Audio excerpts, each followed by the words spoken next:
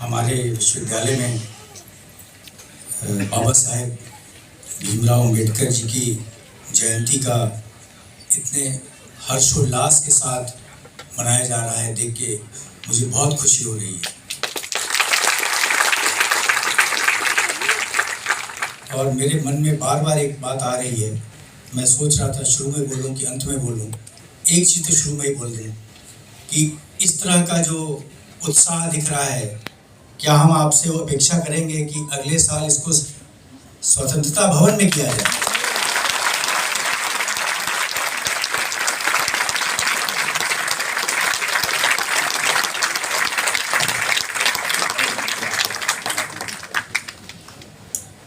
ये जो आज कार्यक्रम का आयोजन हुआ है, जिसमें हमारे चीफ गेस्ट IIT रुड़की के master of architecture Shri Meshram ji, जो एडिशनल चीफ सेक्रेटरी हैं उत्तर प्रदेश सरकार के, हमारे colleagues professor Sankhwar, professor Ahirwar और प्रोफेसर राम, और जो यहाँ सभागार में उपस्थित बहुत सारे teachers, students, non teaching staff, family members, जितने यहाँ पे आए हैं, आप सबको आज 14 अप्रैल की बहुत बहुत बधाई।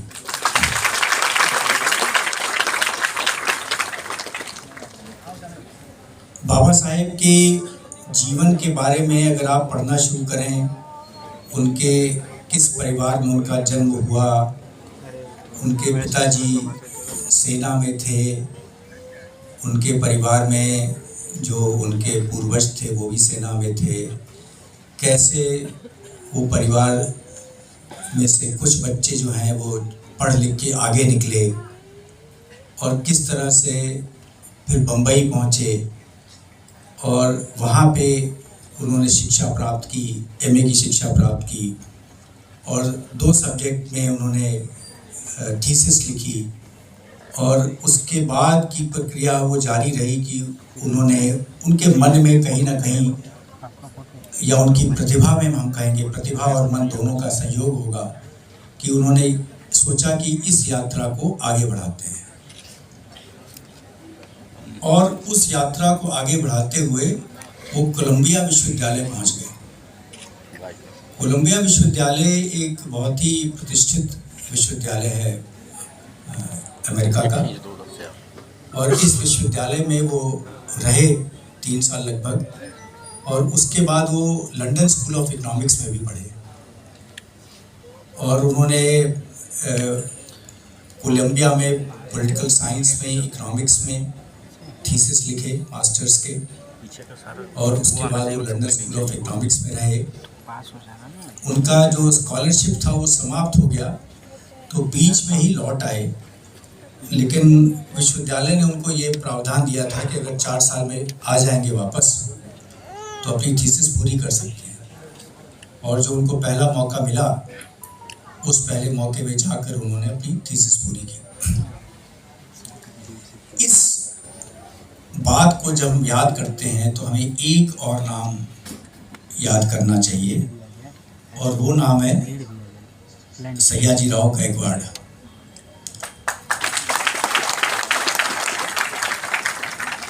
अगर वो जो वजीफा था, कुछ 11-12 पाउंड का वजीफा था प्रति माह, वो नहीं मिलता तो पता नहीं ये कोलंबिया की यात्रा और लंदन स्कूल ऑफ इकोनॉमिक्स की जो हायर एजुकेशन की यात्रा थी, उस समय हमारे देश में विश्वविद्यालय कम थे, आज के जितने नहीं थे, और स्वाभाविक है कि हर जगह पे उस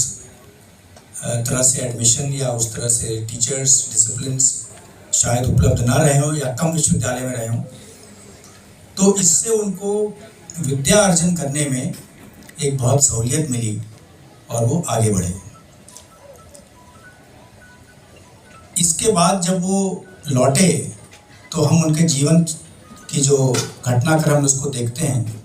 तो उसमें आपको दिखाई देता है कि उनको एक के बाद एक जिम्मेदारियां मिलती गईं। बीच में कभी मौके ऐसे भी थे जब कम थी जिम्मेदारी, कभी कभी बहुत महत्वपूर्ण जिम्मेदारियां मिली ब्रिटिश सरकार में भी और हमारे स्वतंत्रता संग्राम में भी, और हमारे जो संविधान बनने की प्रक्रिया है उसमें भी।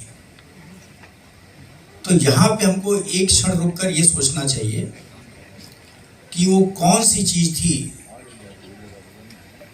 जिसने बाबा साहेब को ऐसे स्थान पे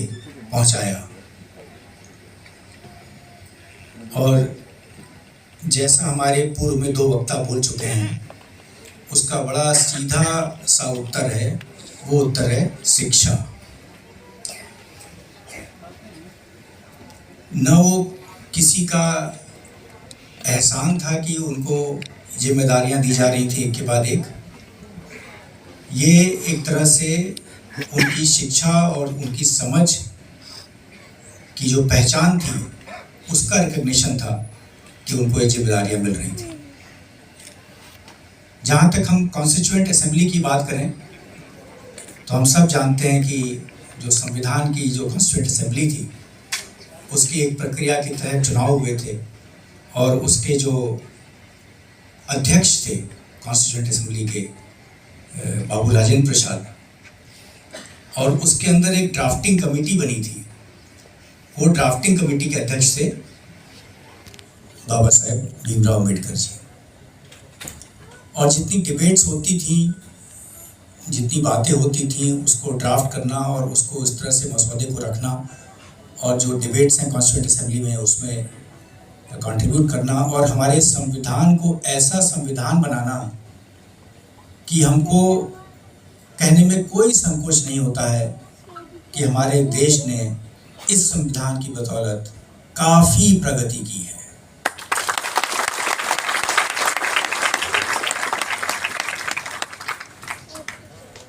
मैं कोई इतिहास या राजनीति शास्त्र का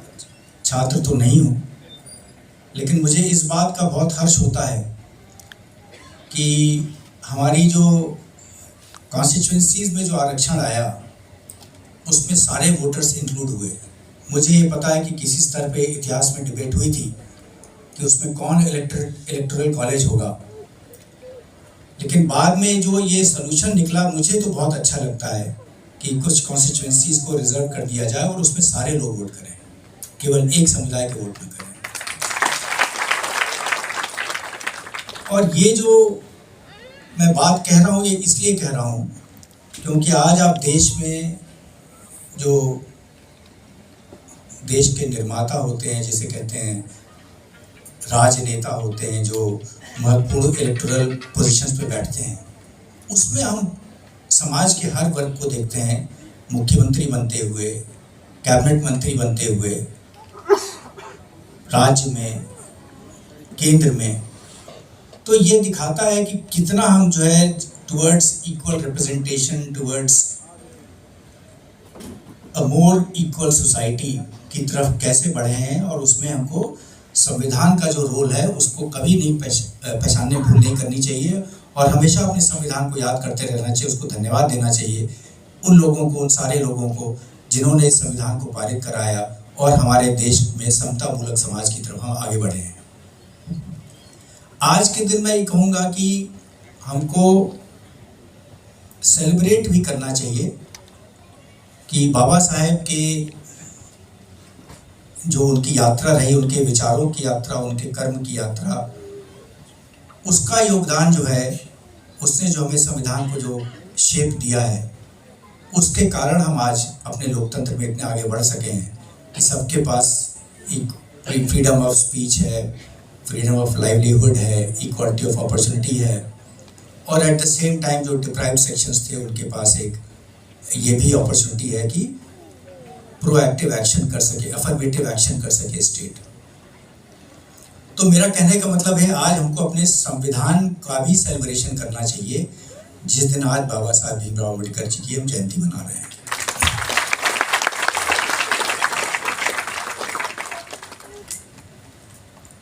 बनारस के साथ मुझे लगता है शायद हमारे आप में से कई लोग परिचित होंगे कि बाबा साहेब का एक विशेष लगाव है, और वो लगाव अप्रत्यक्ष रूप से है। अगर आप बाबा साहेब की वाणी को पढ़ेंगे तो उसमें उन्होंने प्रत्यक्ष गुरुओं के अलावा 3 ऐसे गुरुओं का भी नाम लिया है जो अप्रत्यक्ष रूप से, मतलब जिनके वो संपर्क में नहीं थे, और उन 3 में 2 का काशी से संबंध है। भगवान बुद्ध, कबीर और तीसरे ज्योतिराव फुले। तो हमको इसकी भी खुशी होनी चाहिए कि हमारे काशी ने कहीं ना कहीं बाबा साहेब को दिशा दिखाई है। जो हमारे 3, जो उन्होंने खुद कहे हैं, जिन 3 गुरुओं की बात की, उसमें 2 गुरु हमारे काशी के हैं। जहां तक उन गुरुओं का सवाल है जो उनके संपर्क में, जिनके संपर्क में हुआ है, उसमें मुझे एक गुरु का विशेष रूप से ध्यान लेने का अवसर है ये, और वो गुरु हैं जिन्होंने उनको कोलंबिया यूनिवर्सिटी में, जिनको वो अपना सबसे अच्छा टीचर मानते थे, पॉलिटिकल साइंस के थे, उनका नाम था जॉन डेवी। उनका मैं नाम इसलिए ले रहा हूँ क्योंकि उससे आप सबको, हमको भी प्रेरणा लेनी चाहिए, क्योंकि जॉन डेवी की जो थियरी थी वो प्रैग्मेटिज्म की थी। प्रैग्मेटिज्म अंग्रेजी का शब्द है, उसको हिंदी में बोलेंगे व्यावहारिकता। जितने हम व्यावहारिक होके कंस्ट्रक्टिव क्रिटिसिज्म के साथ आगे बढ़ेंगे, समाज में हम उतना ज़्यादा उत्थान और रिफॉर्म ला सकेंगे। तो हमको शायद कहीं ना कहीं डेवी को भी आज याद करना चाहिए, और उनकी प्रैग्मेटिज्म की थ्योरी, जो हम सब लोग क्या हैं, हम सब लोग अपने माता पिता, अपने सगे संबंधी, अपने दोस्त, अपने शिक्षक, इन सब की उपज है। मैं जो बोल रहा हूँ उसमें कहीं मेरे पिताजी हैं, कहीं मेरी माताजी हैं, कहीं मेरे गुरु हैं, कहीं मेरे साथ काम करने वाले लोग हैं, ये सब मिलजुल के निकलता है। तो जॉन डेवी जी की जो उनके गुरु थे, जिनको उन्होंने अपना सबसे अच्छा टीचर माना था अफ्रीका में, उनका जो भी उनका प्रभाव रहा, उसने कहीं ना कहीं हमारे देश को एक सही दिशा दिखाई, और इससे जो है हम लोग को बहुत लाभ मिला है। हमको खुशी होगी अगर हम और लोग साथ मिलकर इस फंक्शन को मनाएंगे अगले साल 14 अप्रैल को, और समाज का हर वर्ग और बड़ी बड़ी संख्या में आए, और हॉल में खचाखच भरे, जैसे आज हॉल में खचाखच भरे हुए हैं, बहुत अच्छा लग रहा है। और बड़े हॉल में, जैसा मैंने कहा, अगर हम स्वतंत्रता भवन में कर सकें। इसके अलावा मैं कुछ बातें और कहना चाहूँगा, और 1 साल का समय हम लोग के पास, कोई बहुत कठिन डिमांड्स मेरी नहीं है, लेकिन मेरी विश लिस्ट है जो हम अपने आयोजकों से कहेंगे कि अगर हम उस तरफ भी आगे बढ़ सकें। एक हम चाहेंगे कि जो बाबा साहेब की लाइफ है और जो उनका वर्क है, life and work of Baba Saheb, उस पर BHU एक क्विज कराए स्टूडेंट्स के लिए। हम उसको 1 महीने पहले से अनाउंस कर देंगे, मार्च में अनाउंस कर देंगे, उसके नियम वगैरह अनाउंस कर देंगे,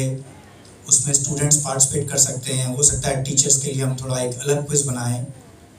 और उसमें जो है हम लोग एक नियत स्थान पे कहेंगे आप लोग आइए, उसमें पार्टिसिपेट कीजिए, और उसमें विनर्स को हम लोग प्राइज आज के दिन दें।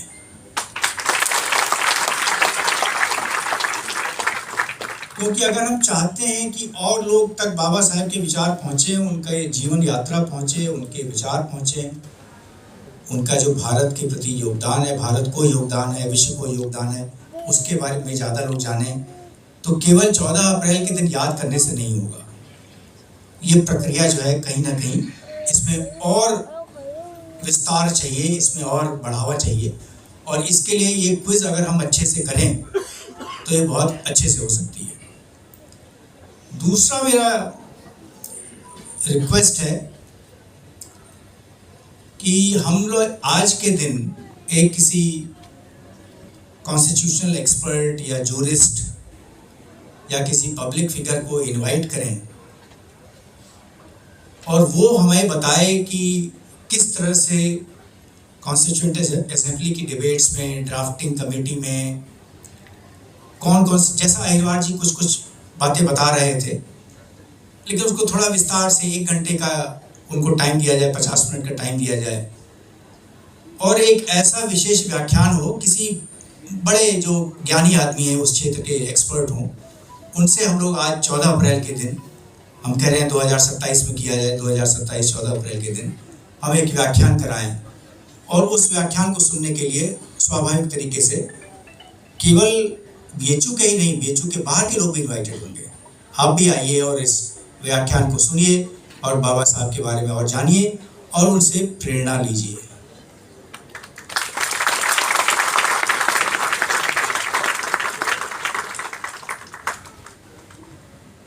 कोई भी समाज अगर आगे बढ़ता है तो उसको एक काम याद रखना चाहिए, करना चाहिए, और वह है अपने नायकों को पहचानना और अपने नायकों के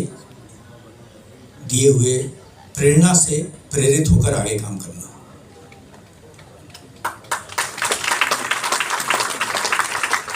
बाबा साहेब हमारे वो राष्ट्र नायक हैं जो प्रथम पंक्ति में बैठे हुए हैं। जितने भी हमारे भारत के समाज के और देश के और सरकार के नायक हैं, उसमें बाबा साहेब अद्वितीय हैं, किसी से सेकंड नहीं।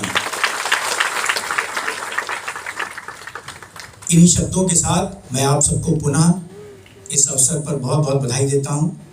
और मैं उम्मीद करता हूं कि हमारा विश्वविद्यालय ऐसे ही इस तरह से आगे बढ़ता रहेगा, और जहाँ जहाँ भी हमको बाबा साहेब से सीख लेनी है हम सीख लेते रहेंगे, और प्रैग्मेटिज्म, कंस्ट्रक्टिव क्रिटिसिज्म, उसके साथ प्रोग्रेस करेंगे। तो इससे बड़ा योगदान कोई नहीं हो सकता। धन्यवाद।